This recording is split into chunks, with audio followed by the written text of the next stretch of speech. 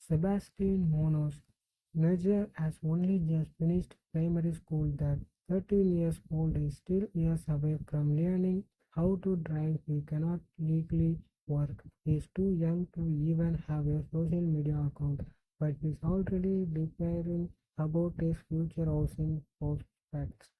Amid near constant headlines about Australia's impending housing crisis, the Adelaide student began worrying about what the future might look like for his generation. Amid with Google and calculator, Sebastian was shocked to find that if the current trajectory of house prices and wage growth continues by the time he graduates from university, the average house in his city will be 17 times his likely income. It's rarely said to see how this issue is affecting the present generation views on what Australia is, how their life should go. He told the BBC. Will there no dispute that Australia is in a housing crisis? Solution to it having divided the nation and paralyzed politics for over a decade. Now the government is promising a polarizing reform, scrapping interactive tax breaks, which it says will help tackle the intergenerational inequality which has come to define the market. Critics agree it would stifle the investment Australia needs to build more houses and would worsen the split of returns. Others say the rule change unfairly threaten the wealth they have spent their lives toiling for. But many younger Australians like Sebastian argue the social contract that hard work is rewarded has long been broken anyway.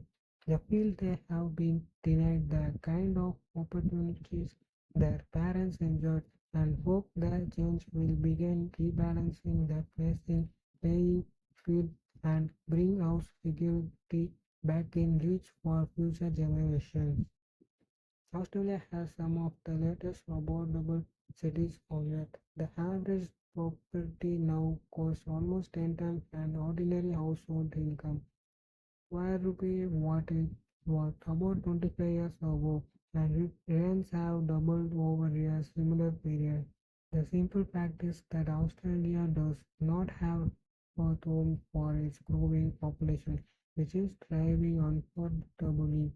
Decades of inadequate investment in social housing, sluggish construction rates, and Australia's restrictive planning laws which limit house being built where most people want to live have taken a toll.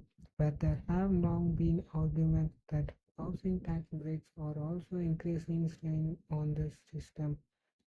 The main culprits are negative gearing, which allows owners of investment properties to extract any losses from their taxable income, and the capital gains tax CGT discount, which means people's ceiling and assets are only taxed and of their profits.